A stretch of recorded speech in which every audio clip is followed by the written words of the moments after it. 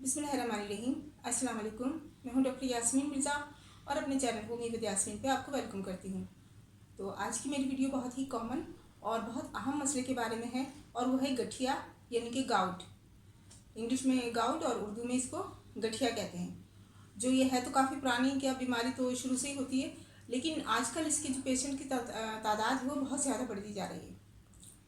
तो उसी सिलसिले में आज की मेरी वीडियो है, जिसमें मैं आपको इसकी कॉजेज़ बताऊंगी कि क्या कॉजेज़ है, किस वजह से होता है और गठिया है क्या चीज़ और इसके बड़े जो सबब हैं वो क्या हैं और कैसे हम इससे बच सकते हैं, क्या इसका ट्रीटमेंट है होम्योपैथी में और क्या एहतियात है जिससे हम इससे महफूज रह सकते हैं। तो ये आज की मेरी वीडियो में सब कुछ है ये, तो वीडियो का एंड तक देखिएगा। और इससे पहले अगर आप मेरे चैनल पर नए हैं तो मेरे चैनल को लाइक एंड सब्सक्राइब कर दीजिए और साथ लगे बेल आइकन के बटन को ज़रूर प्रेस कीजिएगा। तो वीडियो में स्टार्ट करते हैं। गाउट यानी कि गठिया, जिस तरह आर्थराइटिस की अपनी वीडियो में मैंने इसका जिक्र किया था, तो आज इसके बारे में आज तफसील से आपसे बात करूंगी कि गठिया है क्या चीज़। गठिया दरअसल एक तरह से जॉइंट्स की ही बीमारी है और इसमें जो होता है दर्द बहुत शदीद होता है, इतना शदीद होता है कि बंदे से बर्दाश्त नहीं होता।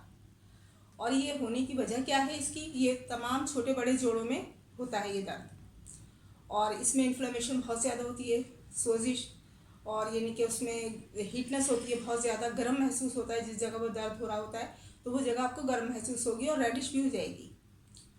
तो ये छोटे बड़े सारे जोड़ों में होता है। स्पेशली ये स्टार्ट होता है पाँव के अंगूठे से, ये हमारे पैर का जो अंगूठा है यहाँ से ये स्टार्ट होता है। ख़ास तौर पे यहाँ पे ज़्यादा होता है, यहाँ से स्टार्ट ही लेता है ये। उसके बाद ये हमारे जो छोटे जॉइंट्स हैं, खास बड़े जोड़ों में भी होता है लेकिन स्पेशली छोटे जॉइंट्स में होता है। जैसे हमारे ये हाथ के फिंगर्स की जो जोड़ हैं, ये जोड़ है, ये वाला यहाँ का हड्डी का ये जोड़ है, रिस्ट का, इस तरह के तमाम जोड़ों में जो होता है ये गठिया का दर्द होता है। और इतना शदीद होता है इसका पेन के बंदा बस कहता है कि किस तरह सही हो जाए, क्योंकि वो फिर अपना रूटीन वर्क या कुछ भी करने के जो होता है वो आसानी से नहीं कर पाता, चलने फिरने तक में उसके लिए मुश्किल हो जाती है। तो इसका जो कॉज सबसे बड़ा बनता है वो है यूरिक एसिड, जो हमारे ब्लड में शामिल होता है। जब ये एक नॉर्मल लेवल होता है, इसका नॉर्मल प्रोसेस है कि हमारे ब्लड में बनता है और फिर किडनीज के रास्ते इसे खारिज करती है, यूरिन के साथ हमारी किडनी से खारिज कर देती है जो एक्स्ट्रा होता है।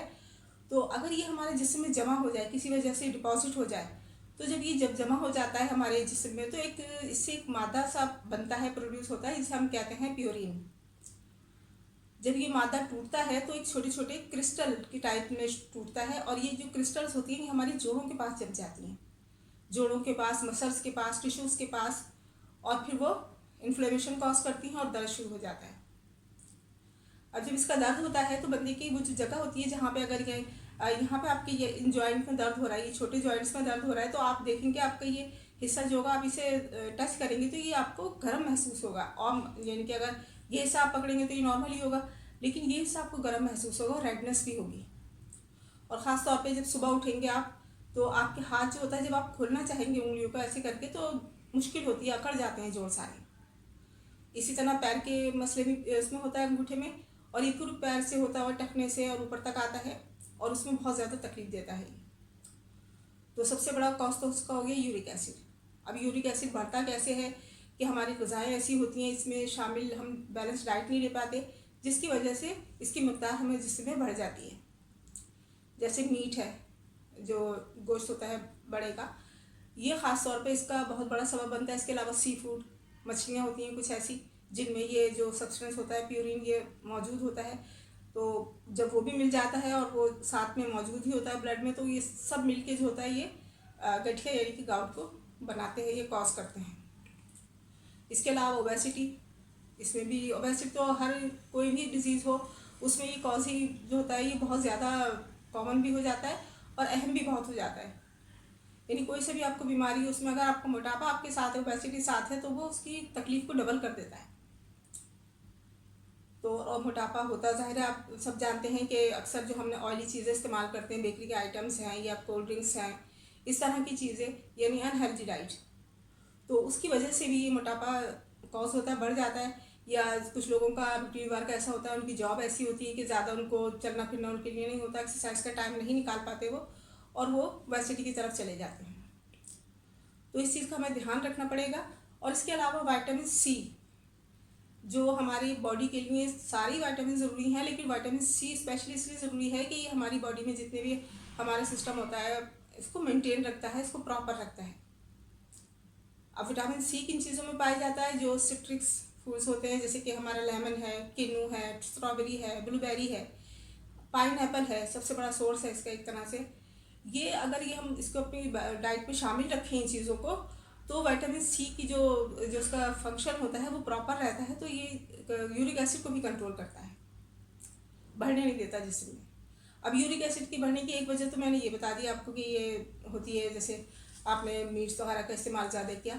दूसरी इसकी वजह एक ये बन जाती है कि हमारे जिस्म की जो हमारी किडनीज जो यूरिन पास करती हैं, जिसमें ये शामिल होता है यूरिक एसिड, अगर वो उतनी मिकदार में ना निकाल पाए हमारी किडनीज, यानी कि उतनी मिकदार में ना बाहर निकलेगी हमारी किडनीज के रास्ते, यूरिन के रास्ते, तो वो उस तरह भी जमा हो जाता है हमारी बॉडी में, हमारे ब्लड में वो चीज़ जमा हो जाती है। जमा होकर जैसे मैंने आपको कंडीशन बताई कि जो ये वाली कंडीशन होती है कि क्रिस्टल बन जाते हैं और जोड़ों पे चिपक जाते हैं। तो ये चीज़ तो आ गई इसकी बनने की वजूहात, इसके पैदा होने की वजूहात, और किस वजह से होती है, कौन लोग होते हैं जो ज़्यादा इसका जल्दी शिकार हो सकते हैं। दूसरी बात इसमें आ जाती है जो ओल्ड एज के लोग हैं, वो एक्सरसाइज भी इतना नहीं कर पाते, और उसके अलावा डाइट भी उनकी उस तरह नहीं रहती जैसे कि वो पहले खाते थे। कभी कोई चीज़ उसमें मिस हो गई, कभी कुछ हो गया, तो इसकी वजह से भी ये जो होता है।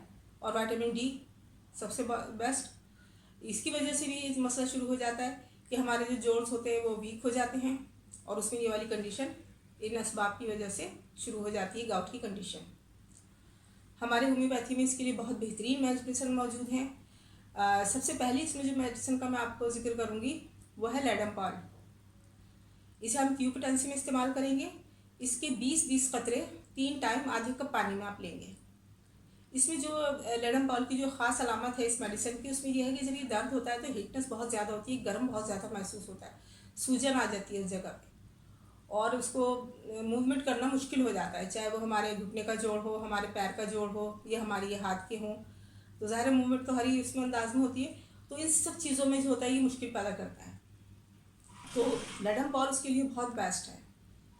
लेकिन ये मैं कहती हूँ कि आपको 1-2 दिन की बात नहीं है, इसे तकरीबन आप 3 से 4 महीने आपको इसी तरह इस्तेमाल करनी पड़ेगी। उसके बाद हमारी दूसरी मेडिसिन आ जाती है गुलथेरिया। गुलथेरिया में भी पेन यानी कि इतना शदीद होता है, इतना शदीद कि वो बंदा बेजार आ जाता है, अपनी आप से ही बेजार आ जाता है, कुछ नहीं कर पाता, उठता है तो मुश्किल है, उसके लिए चलना है तो मुश्किल है, बैठ भी नहीं सकता कि बैठ के आराम मिल जाए। यानी कि किसी भी कंडीशन में जब दर्द हो रहा होता है उसका, तो वो हीटनेस के साथ और रेडनेस के साथ उसकी मुस्तकिल हो रहा होता है दर्द। तो उसके लिए गुलथेरिया क्यू में, ये आप इसको 20 ड्रॉप्स लेंगे इसके 3 टाइम, सुबह दोपहर रात, आधे कप पानी में। ये तो हो गई 2 इसकी जो स्पेसिफिक मेडिसिन है। तीसरी इसकी एक मेडिसिन आ जाती है जो आपकी यूरिक एसिड को कंट्रोल करेगी, और वो है अर्टिका यूरेंस। इसे भी इसी तरह लेंगे कि इसके 20-20 कतरे 3 टाइम, सुबह दोपहर रात, आधे कप पानी में। इसकी दूसरी सूरत एक बेहतरीन ये हो सकती है कि इन तीनों को अलग लेने के बजाय इसका अगर कम्बिनेशन बना लिया जाए तो बहुत बेस्ट रहता है कि आप उसे एक ही वक्त में पी सकते हैं। तो 20 ml की ये तीनों बॉटल्स, गुलथेरिया और ये लेडमपॉल और ये तीसरी जो हमारी मेडिसिन मैंने आपको बताई, ये तीनों को लेके आप अर्टिका यूरेंस, इन तीनों को लेकर आप 20 ml की तीनों बोतलें एक बड़ी बोतल में मिक्स कर लें, और उसके ऊपर ऐसी बोतल हो जिसमें ड्रॉपर लगा हुआ हो ताकि आपको पीने में आसानी हो। और अगर इसको आप ज़रा नीम गर्म पानी में इस ड्रॉप्स को 20-20 कतरे जो मैं बता रही हूँ 3 टाइम, अगर आप आधे कप नीम गर्म पानी में लेंगे तो इसका असर बहुत जल्दी होगा और आपकी तकलीफ़ में कमी होगी। ये तो एक कम्बिनेशन की सूरत में आप इसे ले सकते हैं।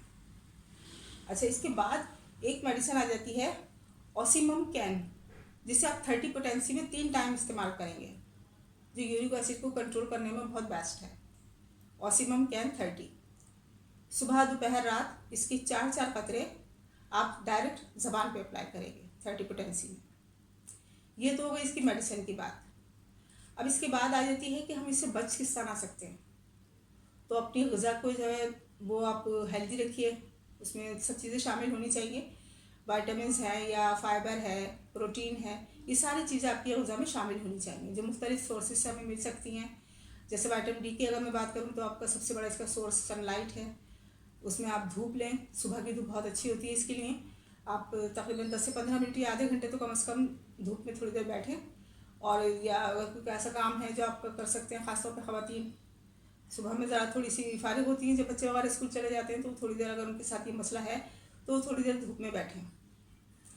और मीट का इस्तेमाल कम से कम करें, बल्कि कम से कम क्या, थोड़े दिन की, जब तक ये इसकी ज़्यादा शिद्दत है आप इसे बिल्कुल ही छोड़ दें। इसके अलावा आप चिकन इस्तेमाल कर सकते हैं, वेजिटेबल्स हैं, बहुत सारी चीज़ें हैं, दालें हैं, इनका इस्तेमाल अपने ग़िज़ा में आप रखिए। इसके अलावा फ्रूट्स हैं, जैसे मैंने बताया पाइनएप्पल है, स्ट्रॉबेरी है, और ये ब्लूबेरी है, लेमन है, किन्नू है। इस तरह की चीज़ों को अपनी डाइट में शामिल रखें। उसके अलावा डेयरी प्रोडक्ट्स का इस्तेमाल भी लाजमी करें, दूध, दही, मक्खन वगैरह। ये सब चीज़ों को जब डाइट आपकी बैलेंस होगी तो आपकी प्रॉब्लम काफ़ी हद तक जो होगी वो ठीक हो जाएगी, और काफ़ी हद तक मेडिसिन से सही होगी। तो इसका मतलब है कि अगर इन दोनों चीज़ों का ख्याल रखा जाए तो आपकी प्रॉब्लम बिल्कुल सॉल्व हो जाएगी। और सबसे बड़ी बात ये कि पानी का इंटेक आपने लाजमी रखना है। 8 से 10 गिलास डेली यूज़ करने हैं आपको, ताकि जब आपकी ये ब्लड में पानी जाएगा तो जब वो किडनी की शक्ल में, यूरिन की शक्ल में पास होगा किडनी से, तो उसकी मकदार थोड़ी प्रॉपर होगी, ज़्यादा होगी, तो जो एक्स्ट्रा यूरिक एसिड वगैरह होगा वो बाहर जिस्म से हमारे निकल जाएगा। तो इसका ख्याल रखिए, अपना ख्याल रखिए, ताकि आप सही हो तो आप अपना रूटीन वर्क कर सके। और एक बात जो मैं आखिर में कहना चाहूँगी वो यही कि डाइट को साथ एक्सरसाइज को मत रोकिए। अगर आपकी तकलीफ़ भी है तो हल्की फुल्की कर लें, चाहे ज़रा सा पैदल चल रहे हैं, हाथों की ऐसी मूवमेंट कर लें, हाथों को ऊपर नीचे करना, खोल बंद करना, इस तरह की एक्सरसाइज होगी, ताकि आपके जो जॉइंट्स हैं ये मूवमेंट में रहें, और अगर इनकी जो अकड़ावट है, अकड़ जो जाते हैं एक तरह से, ये इससे काफ़ी हद तक बेहतर हो जाएंगे। तो मुझे यकीन है कि आज की मेरी वीडियो आपको पसंद आई होगी। अपना फीडबैक ज़रूर दीजिएगा। नेक्स्ट वीडियो तक के लिए अल्लाह हाफ़िज़।